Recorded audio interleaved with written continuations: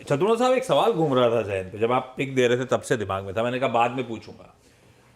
आजकल दिख रहा है स्क्रीन्स पे कि एचएनआईज और रिटेल थोड़ा सा लड़खड़ा गया है मामला, पैसा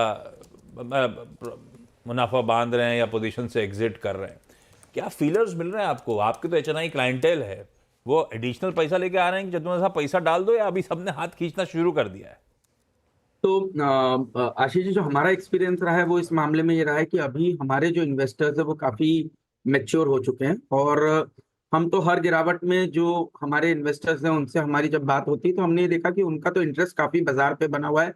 लॉन्ग टर्म इंडिया स्टोरी पे सबका एक बहुत स्ट्रांग भरोसा है, और जिसके चलते टॉपअप्स की जो बात है वो रेगुलर होती है, और क्लाइंट इसमें काफी इंटरेस्टेड भी रहते हैं। देखिए, थोड़ा तो प्रेशर जब आता है, जब आपने अपने पोर्टफोलियो को एक पर्टिकुलर लेवल पर देख लिया और सडनली उसको आप नीचे देखते हैं, तो उसमें एक थोड़ी घबराहट जरूर होती है। बट कहीं ना कहीं मैं ये देख रहा हूँ कि अभी तक के कोई रिडम्पशन प्रेशर की बात नहीं आती, इनफैक्ट टॉपअप्स की बात होती है, और हमसे क्लाइंट ये जानना चाहते हैं कि वो कौन सा लेवल है या कौन सा एरिया है जहां पर पे नया पैसा वो दे सकते हैं। तो ये एक बहुत अच्छी इंटरेस्टिंग चीज हमें देखने को नजर आई है। तो अभी तक ऐसा कोई बड़ा पैनिक हमें देखने को नहीं मिला। हाँ, हम जब ये FII DII के नंबर देखते हैं तब जरूर एक चीज देखने को नजर आ रही है कि जब DIIs खरीद रहे हैं और FIIs माल बेच रहे हैं, तो उस पीरियड में कुछ जो सेलिंग आ रही है वो कहीं ना कहीं प्रॉप फंड से या कहीं ना कहीं रिटेल फंड से, रिटेल की तरफ से देखने को नजर आ रही है सेलिंग। तो ये मुझे लगता है खास तौर पे स्मॉल मिड कैप में हो रहा है, क्योंकि जहां पर भी स्टॉक्स के करेक्शन इंडेक्स के मुताबिक नहीं हो रहा है। आप देखेंगे कि इंडेक्स मुश्किल से मुश्किल 4-5-6% गिरा है, पर स्टॉक्स के अंदर में 40-40% के करेक्शन भी किसी किसी स्पेस में देखने को नजर आए, तो जरूर थोड़ा सा दबाव हम लोगों के दिमाग में बना हुआ है। घबराहट अपनी जगह, थोड़ा सा मूड ऑफ भी जाता है यार पोर्टफोलियो देख के सबका। दिन भर मूड ऑफ लेके घूमते रहते हैं हम लोग सब। खैर, हर्षदा के पास चला जा आज के सारे इंपॉर्टेंट स्टॉक्स इन न्यूज के लिए। भाई, सबसे इंपॉर्टेंट निफ्टी का एक नंबर कल आना था, बाजार बंद होने के बाद आया। बजाज फाइनेंस, गावस्कर चार्ट आप रेडी रखना।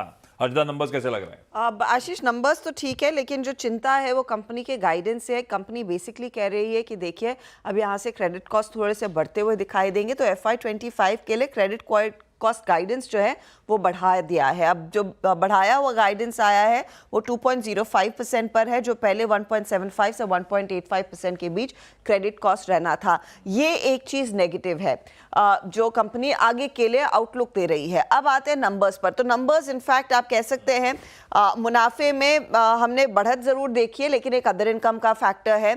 एसेट क्वालिटी थोड़ी सी बिगड़ती हुई दिखाई दी है, 0.86% से ग्रॉस NPA 1.06% पर आया। नेट NPA में भी कुछ हल्का सा इजाफा देखने को मिला है, लेकिन आप गौर करिएगा ब्याज से आय में एक अच्छा खासा पिकअप देखने को मिला है। साथ ही साथ जो मार्जिन्स हैं उस फ्रंट पर भी थोड़ी सी स्टेबिलिटी देखने को मिल रही है। ये बजाज हाउसिंग के लिए इन्होंने जो हिस्सा बेचा था उसका एक वन टाइम गेन है 2544 करोड़ के आसपास का। तो उस कॉन्टेक्स्ट में आपको नंबर्स को देखना है। क्रेडिट कॉस्ट्स रिफ्लेक्ट करती है किस तरह की क्रेडिट रिस्क कंपनी को नजर आ रही है। तो रिस्क बढ़ रही है मार्केट प्लेस में, ये कमेंट्री गड़बड़ है। स्टॉक लेकिन एक शार्प नॉक ऑफ ऑलरेडी लिया हुआ है। गावस्कर, प्लेस्ड कैसा है? ऐसा है कि सबसे पहले डिस्क्लोजर ये है कि ये स्टॉक मेरे पोर्टफोलियो में था, उसको मैंने एग्जिट कर लिया करीब 10-15-20 दिन पहले। मुझे ध्यान नहीं है, अरे वाह। नहीं है ये स्टॉक। हाँ। अब क्योंकि मुझे एक सेल सिग्नल लिखा था at a higher zone somewhere around 7300 के आसपास। अब भी इसमें स्टॉक में स्ट्रक्चरली वीक है, और जैसे जो सेटअप है उसके अब ट्रेड कर रहा है 6677 पर। सेटअप है कि जो रीसेंट लो हमने देखा है तो 6300 का वो ब्रीच होगा ऐसा लगता है। उसके बाद जो लोअर लेवल जो सपोर्ट मिल सकते हैं वो करीब मिल सकते हैं 5600 के आसपास। वहां पर एक ट्रेडिशनल सपोर्ट है, शायद वहां पर एक बाय सिग्नल मिले, लेकिन स्ट्रक्चरली अब थोड़ा वीक है। लोअर लेवल आते दिनों में देख सकते हैं। डिस्क्लोजर वन से ये स्टॉक मेरे पास था और मैं इसमें एग्जिट कर चुका हूं। ओके, परसिस्टेंट सिस्टम्स और कोफोर्ज अपन लोग अपफ्रंट चर्चा कर रहे थे, 2 IT के नंबर्स आए थे, अब उनकी डिटेल में चर्चा कर ली जाए। और चार्ट्स इनके परसिस्टेंट और कोफोर्ज के, मानस आप रेडी करो, आता हूं। हर्षदा, क्या अपडेट्स? परसिस्टेंट के केस में एक अच्छा क्वार्टर है। डॉलर रेवेन्यू करीब 5% बढ़ता हुआ दिखाई दिया है। $345 मिलियन के आसपास ये फिगर है। कांस्टेंट करेंसी बेसिस पर 5% तक की ग्रोथ कंपनी ने डिलीवर की है और मार्जिन्स जो हैं वो लगभग 14% के आसपास रहे हैं। परफॉर्मेंस में कोई खराबी नहीं है। इनफैक्ट कमेंट्री भी कंपनी की अच्छी खासी स्ट्रॉन्ग है। $2 बिलियन के रेवेन्यू टारगेट्स को अचीव करने की बात भी कर रहे हैं। दूसरी तरफ कोफोर्ज, ध्यान रखिएगा, कोफोर्ज ने सिग्निटी को एक्वायर किया था तो ये एडजस्टेड नंबर्स आपको ध्यान में रखने हैं। उस लिहाज से प्रॉफिट में करीब 9% तक का इजाफा है, 255 करोड़ का। डॉलर रेवेन्यू करीब 27% बढ़ता हुआ दिखाई दिया है, $369 मिलियन पर, और constant currency revenue growth nearly 23% के ऊपर निकलती हुई दिखाई दे रही है। मार्जिन्स 11.8% के आसपास आए हैं। ऑर्डर इनटेक पिकअप दिखा रहा है। तीन लार्ज डील्स कंपनी ने दरअसल इस क्वार्टर में साइन की हैं। अच्छा आशीष, अगर आपकी मेमोरी वैसे काफ़ी स्ट्रांग है, मैं आपको एक चीज़ याद दिलाता हूँ। जब कोफोर्ज का ये एक्विजिशन आया था तब हमारी बात हुई थी, 2 दिन ब्रोकरेज नेगेटिव व्यूज़ लिए थे। मैं एक चीज़ कही थी कि अगर मुझे चुनना हो between these brokerages and Sudhir Singh, तो मैं सुधीर सिंह को चुनूंगा, क्योंकि कुछ सोच के उन्होंने ये किया होगा। और इमीडिएट रिएक्शन हमेशा मार्केट का नेगेटिव आता है, हमेशा मार्केट ऐसे एक्विजिशन में हमेशा नेगेटिव लेता है, लेकिन इवेंचुअली जब उसकी सिनर्जीज निकल कर आती हैं तो वो आगे जाके पता चलता है कि नहीं, वो कुछ सोचकर मैनेजमेंट ने वो डिसीजन लिया होगा। ये याद है, जब आपने लाइन यूज करी तब याद है, मेरे ख्याल सबको याद होगा, घर बैठे भी ये चर्चा यहाँ पे हुई थी। मानस, इनमें से किसी में कोई ट्रेड नजर आ रहा है? नतीजे दोनों के अच्छे हैं, परसिस्टेंट के, कोफोर्ज के। देखिए, अगर दोनों में से बेटर की बात करें तो मेरे ख्याल से कोफोर्ज पे नजर रखनी चाहिए, क्योंकि पिछले 2 दिनों से लगातार स्टॉक 3-डे मूविंग एवरेज के आसपास सपोर्ट ले रहा है। आपको केवल इंतजार करना है 7050 के ऊपर के प्राइस का। अगर 7050 के ऊपर कोफोर्ज निकले तब यहाँ पर खरीदारी करेंगे। माफ करिए, लेवल्स मैंने आपको गलत बताए हैं। जो लेवल है वो है 6950 का। 6950 के ऊपर अगर निकले तो कोफोर्ज में खरीदारी करनी चाहिए। 6800 के स्टॉप लॉस से 7250 तक के टारगेट कोफोर्ज में देखने को मिल सकते हैं। और ये भी मेंशन करूंगा कि जो लॉन्ग टर्म चार्ट्स हैं वो तो डेफिनेटली बेहतरीन है कोफोर्ज की। तो अगर इस स्पेस में खरीदारी करनी है पोर्टफोलियो में रखने के लिए, तो भी कोफोर्ज एक बहुत ही बढ़िया पिक हो सकता है। इंपॉर्टेंट पॉकेट्स हैं आज, आईटी और बैंक्स, फाइनेंशियल्स। हमने एक फाइनेंशियल डिस्कस करा, बजाज फाइनेंस का स्टॉक, और भी बहुत सारे हैं, आईसीआईसीआई प्रू, मैक्स फाइनेंशियल, कैनफिन होम्स, एमएनएम फाइनेंशियल्स। हर्षदा, क्विकली इनके नंबर्स कैसे लग रहे हैं? पहले इंश्योरेंस कंपनियों की बात करते हैं। आईसीआईसीआई प्रू ने निराश किया, लेकिन मैक्स फाइनेंशियल का परफॉर्मेंस बहुत ही बढ़िया रहा है आशीष। आईसीआईसीआई प्रू के केस में टोटल एनुअल प्रीमियम अर्न्ड उम्मीद से कम है, क्योंकि 3040 करोड़ का अनुमान था, ये 2500 करोड़ के आसपास आया। न्यू बिजनेस प्रीमियम में 13% तक की वृद्धि जरूर देखने को मिली है, लेकिन ये आंकड़ा भी उम्मीद से कम ही नजर आ रहा है। मार्जिन भी 24% का अनुमान था, 23% के आसपास आए हैं। वहीं मैक्स फाइनेंशियल के केस में आप गौर करिएगा, ज्यादा बेहतर प्रदर्शन देखने को मिल रहा है, क्योंकि retail annual premium earn 2161 crore के आसपास है, अनुमान 2108 करोड़ के आसपास का था। न्यू बिजनेस में करीब 25% तक का इजाफा देखने को मिल रहा है, यह भी आंकड़ा उम्मीद से काफी बेहतर है वैल्यू ऑफ न्यू बिजनेस का। और साथ ही साथ वीएनबी मार्जिन 23% के ऊपर आए हैं, जहां पर अनुमान था ये 22% पर आएंगे। कॉन्ट्रैक्शन है, लेकिन इतना कॉन्ट्रैक्शन नहीं है जितना मार्केट एक्सपेक्ट कर रहा था, उस लिहाज से पॉजिटिव है परफॉर्मेंस। कैनफिन होम्स मुनाफे में 34% का इजाफा, 7% बढ़ी, और नेट इंटरेस्ट मार्जिन में इजाफा देखने को मिला है, 3.57 से बढ़कर 3.75% के आसपास आया है। डिस्बर्समेंट 6% बढ़े हैं। एमएनएम फाइनेंस के केस में प्रॉफिटेबिलिटी मिस है और नेट एनपीए भी बढ़ता हुआ, तो मुनाफा 57% बढ़ा जरूर है, 369 करोड़ पर यह आया, अनुमान 452 करोड़ का था। ब्याज से आय भी उम्मीद से बेहतर है हालांकि, लेकिन मार्जिन 6.5% के आसपास है।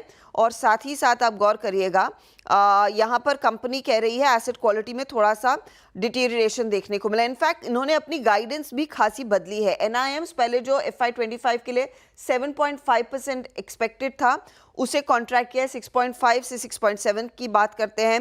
एसेट्स अंडर मैनेजमेंट 2 गुना बढ़ने थे, अब 1.8 से 2 गुना बढ़ते हुए दिखाई देंगे। तो बेसिकली ऊपरी लेवल से मार्जिन थोड़ा सा, ये आउटलुक जो है वो कॉन्ट्रैक्ट हुआ है।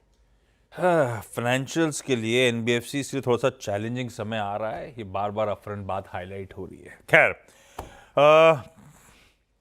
एक काम करें, अब एक ब्रोकरेज, कल अंबुजा सीमेंट्स के एक्विजिशन का अपडेट आया था, दिखाइए भी कंचन को स्क्रीन पे। ये मार्केट गिरने का इम्पैक्ट देखिए ड्रेसमैन पे कितना है।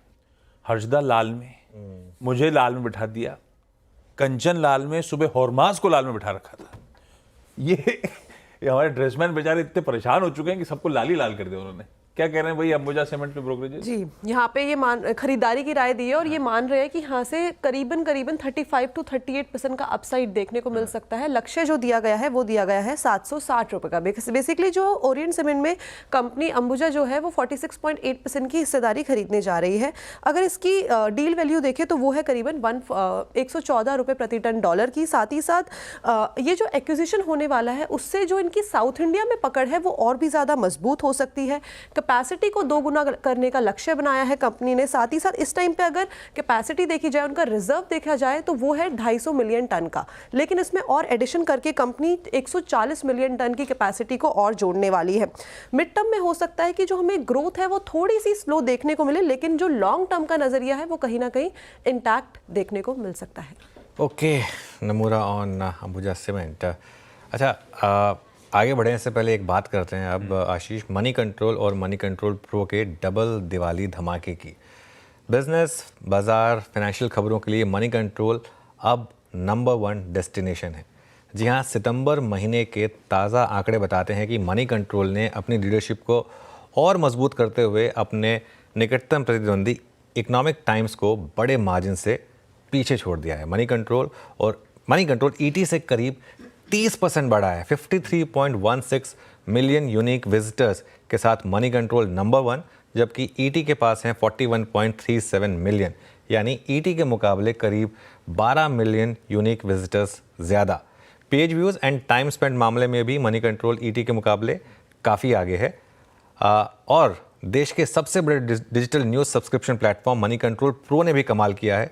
इसके पेड सब्सक्राइबर्स 10 लाख के पार, यानी 1 मिलियन को क्रॉस किया है। मनी कंट्रोल प्रो के सब्सक्रिप्शन दुनिया के टॉप 15 बड़े न्यूज़ सब्सक्रिप्शन में शुमार हैं। आपको बता दें, money control listed company network 18 का हिस्सा है। स्क्रीन में दिख रहे बार कोड को स्कैन कीजिए और बनिए मनी कंट्रोल प्रो का एक हिस्सा।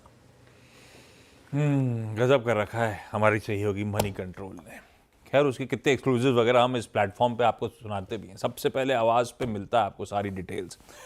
और हर्षदा जो तमाम रिजल्ट्स बता रही थी, प्रोड्यूसर साहब ने ब्यूटीफुली वीव इन कर दिया था उसके साथ टीजर्स। ये सारे दिग्गज नतीजों के मैनेजमेंट्स आपको दिन के दौरान सीएनबीसी आवाज़ पे जुड़ते हुए नजर आएंगे। तो लिंक प्रेजेंटेशन के दौरान ही आपने देखा होगा, टाइमिंग के साथ अपडेट स्क्रीन पे चल रहा है। हर्षदा, बाकी के नंबर्स। अच्छा, उसमें इंडस टावर पहले इंपॉर्टेंट। इंडस टावर कैसा लग रहा है?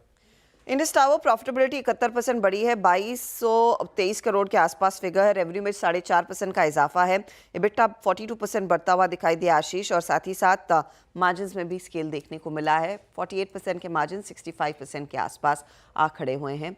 ये इंडस टावर के नंबर्स हैं। मैं वेरी क्विकली जोमेटो पर भी एक बार नज़र डाल लेती हूँ, क्योंकि नंबर्स बहुत ही बढ़िया है। 36 करोड़ से 176 करोड़ का मुनाफा हो चुका है। रेवेन्यू में 68% तक की ग्रोथ देखने को मिली है। इबिटा लॉस था पिछले क्वार्टर में, यहाँ पर इबिटा प्रॉफिट है 226 करोड़ का, और मार्जिन 4.7% पर हैं। 55% ग्रोथ जीओवी देखने को दिखा रही है B2C बिजनेस में। एडजस्टेड इबिटा में 8 गुना का इजाफा है। फूड डिलीवरी की ग्रॉस ऑर्डर वैल्यू 21% बढ़ी है। क्विक कॉमर्स में 122% तक का इजाफा देखने को मिल रहा है। और साथ ही साथ ब्लिंकिट का जो इबिटा लॉस है, जो पिछले साल इस तिमाही में 125 करोड़ का था, वो अब सिर्फ 8 करोड़ रह गया है। तो ब्लिंकिट अब प्रॉफिटेबिलिटी की तरफ तेजी से बढ़ती हुई दिखाई दे रही है, अगर ये रन रेट जारी रहता है। साथ ही जिस बात की एक्सपेक्टेशन थी, 8,500 करोड़ के QIP को अप्रूवल कंपनी के बोर्ड ने दे दिया है। यहाँ पर दीपेंद्र गोयल ने स्पेसिफिकली कहा कि देखिए, कॉम्पिटिटिव लैंडस्केप के चलते कंपनी अपनी कैश बैलेंस को एनहांस करना चाहती है। ये एक लेवल प्लेइंग फील्ड की तैयारी कर रहे हैं इनके कॉम्पिटिटर्स के सामने, जो अब वहाँ पर भी कैपिटल रेज हो रहा है। लार्जली वो स्विगी की बात कर रहे हैं। ये एक स्टॉक रहेगा रेडार पर। पेटीएम के लिए भी बहुत बड़ी डेवलपमेंट आ रही है। कंपनी को NPCI की तरफ से फाइनली अप्रूवल मिल गया है 9 महीनों के बाद, कि ये अब न्यू UPI यूजर्स को ऑनबोर्ड कर सकेंगे। आपको याद होगा, कंपनी पर जो पेमेंट बैंक की गाज गिरी थी, रेगुलेटर ने एक्शन लिया था। उसके बाद नए UPI यूजर्स ये ऑनबोर्ड नहीं कर पा रहे थे। उससे कंपनी के बिजनेस पर भी खासा असर पड़ा है। दिसंबर में जब ये रिस्ट्रिक्शन आया था, कंपनी के फ्रंट पर करीब 10 करोड़ मंथली ट्रांजैक्टिंग यूजर्स हुआ करते थे। ये आंकड़ा सितंबर में ट्रिम होकर 7 करोड़ के नीचे आया, 6.8 करोड़। तो 9 महीनों में इतना बड़ा इंपैक्ट आता हुआ दिखाई दिया है। अब अप्रूवल मिल गया है तो एक रिलीफ आना चाहिए। अंबर एंटरप्राइजेज एक और स्टॉक है जिस पर आपकी नजरें होनी चाहिए। आज नंबर्स अच्छे हैं, प्रॉफिट दिखा है कंपनी की तरफ से, 82% की ग्रोथ रेवेन्यू में है, EBITDA 90% बढ़ता हुआ दिखाई दिया है, मार्जिन्स बढ़कर आए हैं, तो ये